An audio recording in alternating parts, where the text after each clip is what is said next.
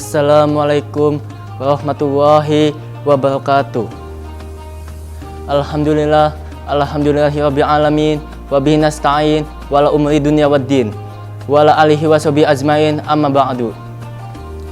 Alhamdulillah, kita bersyukur kepada Allah Subhanahu wa taala yang telah meringankan hati kita dan memudahkan kita untuk menjalankan ibadah puasa di bulan suci Ramadan ini.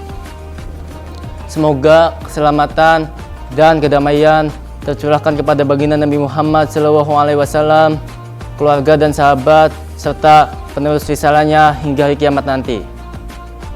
Sahabat Sirul Quran yang berbahagia, sesungguhnya setiap ibadah mempunyai dua potensi yang selalu berhubungan satu sama lainnya. Satu sisi sebuah ibadah mungkin akan jadi ladang pahala bagi kita dan akan kita panen di kampung akhirat nanti. Dan di sisi lain, jika kita tidak menjalankan tidak sesuai dengan aturannya, maka ibadah tersebut akan menjadi fitnah bagi kita di hari kiamat nanti. Nauzubillahi min zalik. Contoh yang paling jelas terdapat dalam surat Al-Ma'un ayat 4-5 yang disebutkan ancaman bagi orang yang sholat. Allah berfirman dalam kitab yang mulia, Bismillahirrahmanirrahim.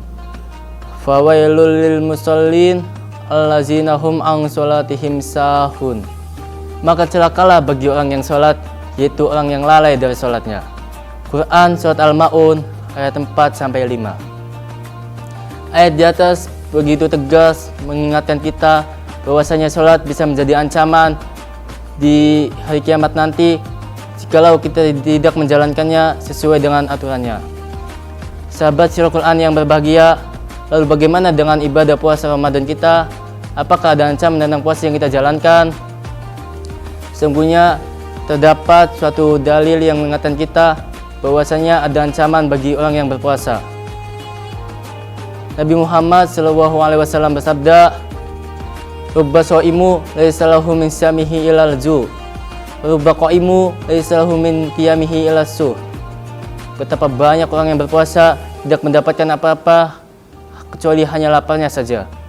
Dan betapa banyak orang yang sholat malam tidak mendapatkan apa-apa kecuali hanya begadang saja. Hadis riwayat An-Nasa'i. Sahabat Sirul Quran yang berbahagia, setidaknya ada 4 kesalahan bagi orang yang berpuasa yang dapat menjerumuskan mereka ke dalam dosa dan kehinaan. Yang pertama, mereka yang berpuasa tanpa keikhlasan. Terdapat suatu hadis yang sudah tidak asing lagi di telinga kita. Innamal a'malu binniyat, yaitu segala amal bergantung pada niatnya.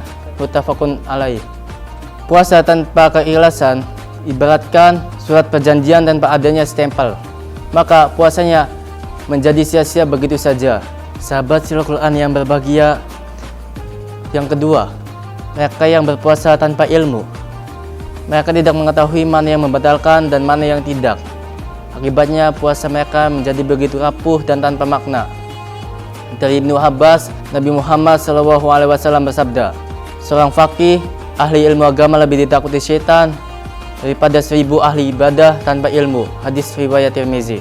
Sahabat Sirul Quran yang berbahagia, yang ketiga, mereka yang menjalankan ibadah puasa hanya makan dan minum saja, seolah-olah mereka sudah memenuhi semua ketentuan dan tuntunan puasa. Nabi Muhammad SAW bersabda, barang siapa yang tidak meninggalkan perkataan dusta dan beramal kedustaan, maka Allah Subhanahu wa taala tidak membutuhkan dia meninggalkan makan dan minumnya. Hadis riwayat Bukhari. Sahabat Sirul Quran yang berbahagia, yang keempat, mereka yang berpuasa dengan penuh rasa kemalasan.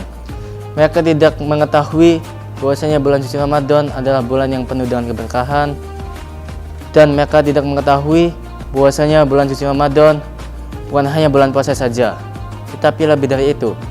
Kita sebagai umat baginda Nabi Muhammad SAW disyariatkan untuk memperbanyak amal kebaikan. Oleh karena itu, kita diusahakan untuk menjauhi 4 kesalahan dalam berpuasa, supaya ibadah puasa kita tidak menjadi sia-sia begitu saja. Semoga Allah senantiasa melimpahkan keberkahan dan rahmat hidayatnya kepada kita untuk menjalankan ibadah puasa di bulan suci Ramadan ini. Saya Parisiana pamit undur diri. Wassalamualaikum warahmatullahi wabarakatuh.